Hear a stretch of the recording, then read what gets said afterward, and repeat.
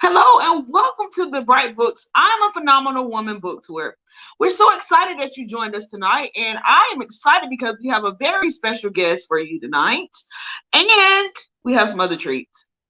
But first, I wanted to explain to you, why we decided to do this book tour course. Being a phenomenal woman is someone who's fierce, who's, striving for everything that they always desire, and they're owning it. They're doing phenomenal things. And so Women's History Month is in the month of May.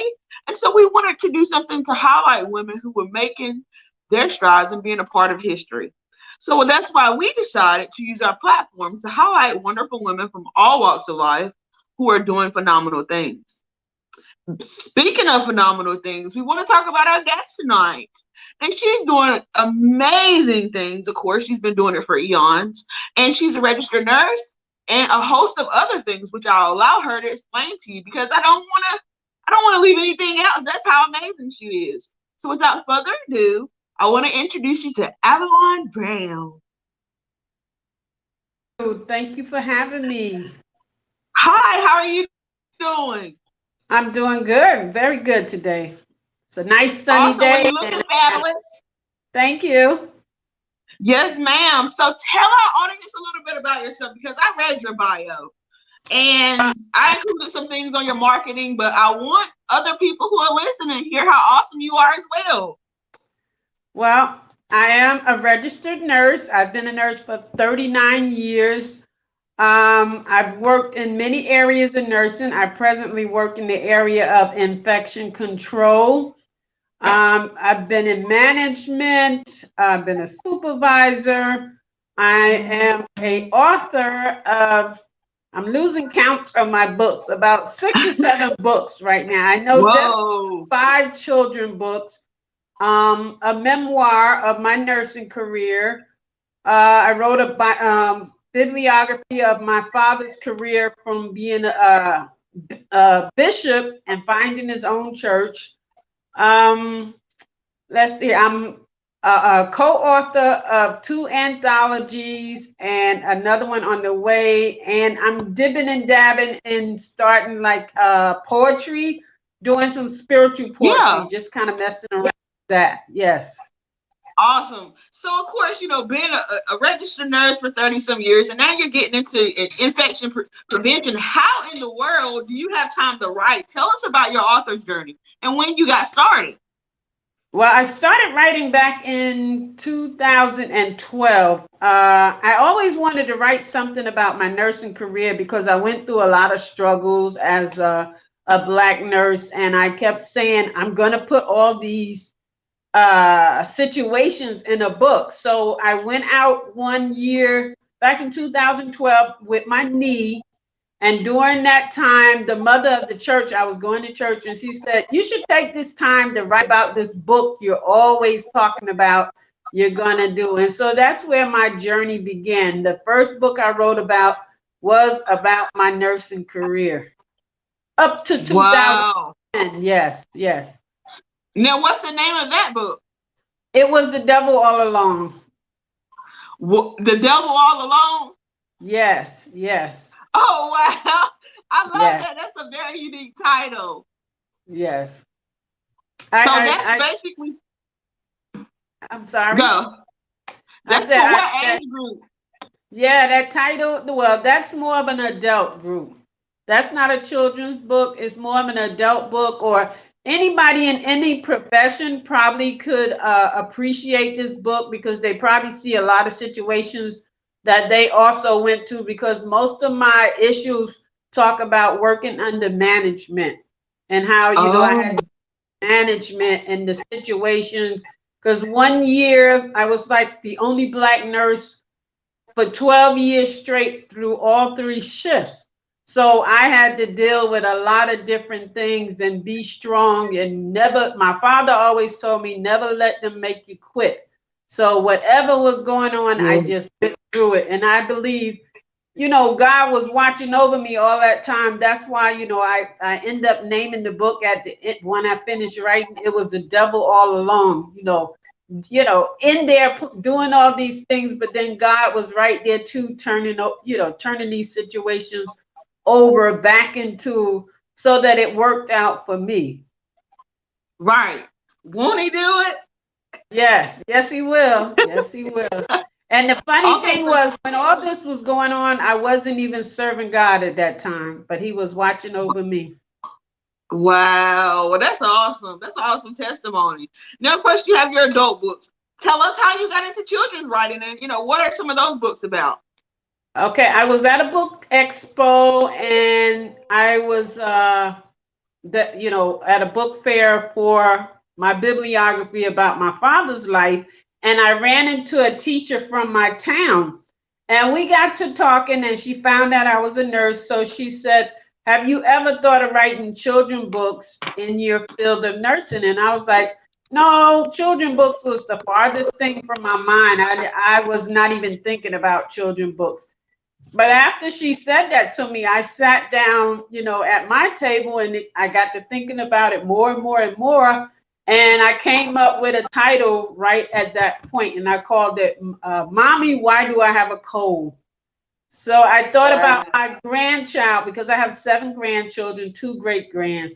But I thought about the one that normally have a cold most of the year, always running around without her coat, zipped up and hats on. So I took the story and made it, about her, and made her the character. But after Awesome. writing a book for her, I realized I had other grandchildren, so I couldn't stop. So Right. each of them will have a book where they're the character. So that's where my children's book is going now. So.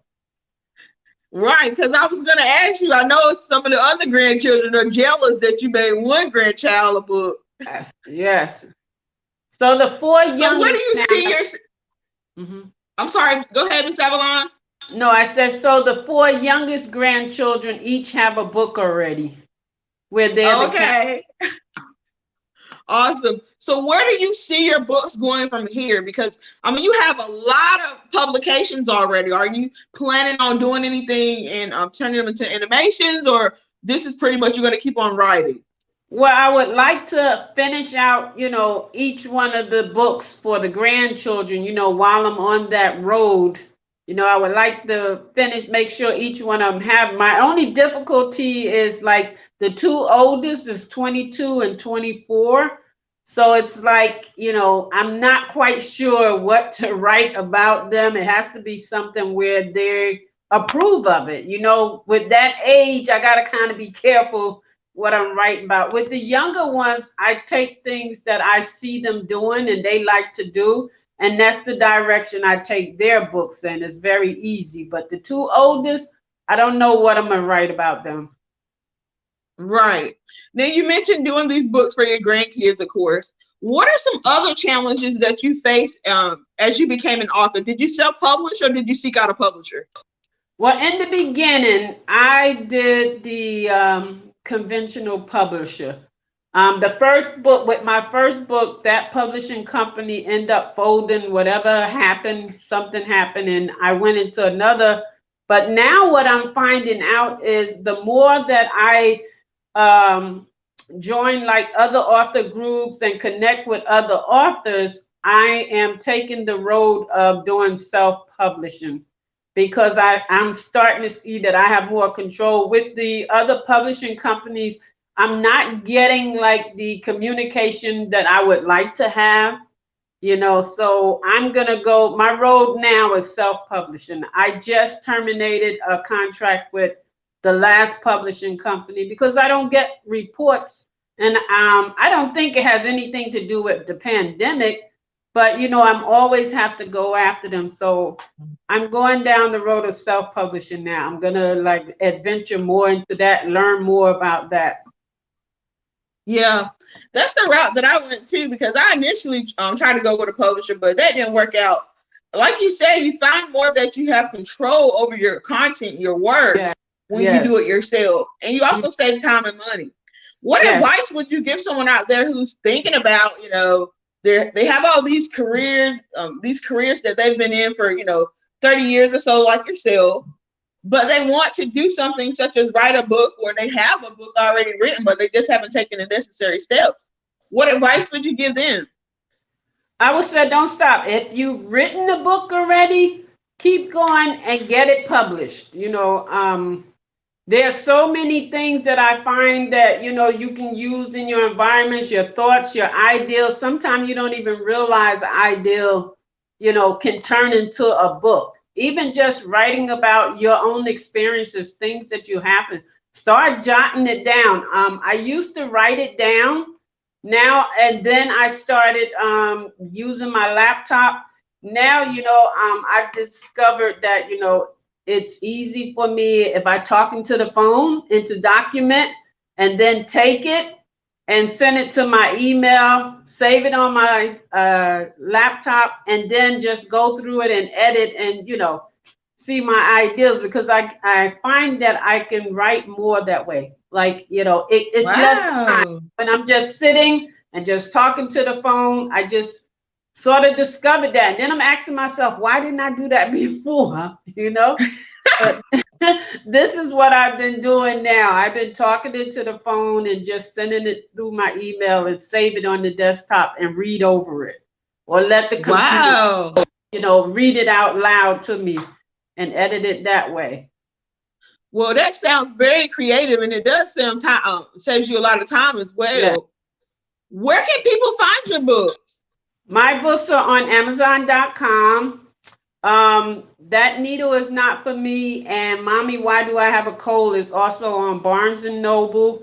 I do have a website, author.avalonsb.com. You can also get it through my website. So basically people can go support you at avalonsbrown.wixsite.com? No. author.avalonsb.com. Okay. That's hopefully our audience caught that, because we had to do a little research and see what your website was, but that was the website that we came up with. But avalonsbrown.com, make sure y'all go check out our books. Now, Miss Avalon, you've been doing phenomenal things, of course, taking part in history, saving lives, and so many other things. Tell us, who has been your phenomenal woman, your biggest influence? My biggest influence, I would say, the mother of my church. She has guided me a lot, and she's very gifted, because like a lot of things that she tell me to do, sometimes I'm resistant, but when I do it, it works just the way she said. So, I feel like my life is blessed to have known her and met her. My father mentored her husband and her in the church. They came into the church when they were like 25. They're now 67. So when he passed away, he already had them in place. Her husband is now the bishop, and she's the mother when he passed. So she's been a big influence on my life. Awesome. Now, who would you say would be your phenomenal woman, like you never had the opportunity to meet, but you would have wanted to meet them when you were growing up, but you heard about them, you heard about the things they were doing? Let's see, who would that be? Maya Angelou. I would have loved to have met her in person. I would have loved that. Yes. Right. Because a lot of her work and her poetry, it's just like, it touches you. It touches you, and it's so real life, She's exactly. Yes. And it's timeless too. Like it can never go out of style. Like it's always present, Right. Yes. I would have loved to meet her. Yeah. I think my phenomenal woman is totally Oprah. Really? Okay. Yeah, like I don't know. I just grew up in there while I watched her shows. Mm-hmm. And I always wanted to be a talk show host too. So I always had something going on in mass communications, and I don't know. I just loved her. And then when she did that time when you get a car, you get a car, you get a car, you get a car, I just felt like that just blew my mind. To be able to be in a position where you can just give back to your community like that. Right. That's an unforgettable situation. And so I've always strived to do great things and be a part of giving back to my community. But that's definitely a phenomenal woman that I want to meet one day for sure. Okay. Yes, ma'am. Now, Miss Avalon, of course, we appreciate you coming and sitting down with us tonight. Tell us one more time where we can actually go find your books, and how can people find you on social media? Okay, on Facebook, I'm Author Avalon S. Brown. On Instagram, I'm at Avalon S. Um, my books are on Amazon.com, and That Needle Is Not For Me and Mommy, Why Do I Have a Cold is also on in Barnes and Noble. And like I said, on my website, authoravalonsb.com, you can get the books through my website also. Awesome. Well, we surely appreciate you. Of course, we'll drop that in the comment section for people to can go check out your website and all the other things that you're doing. We appreciate you for saving lives. And have you been working during the pandemic too?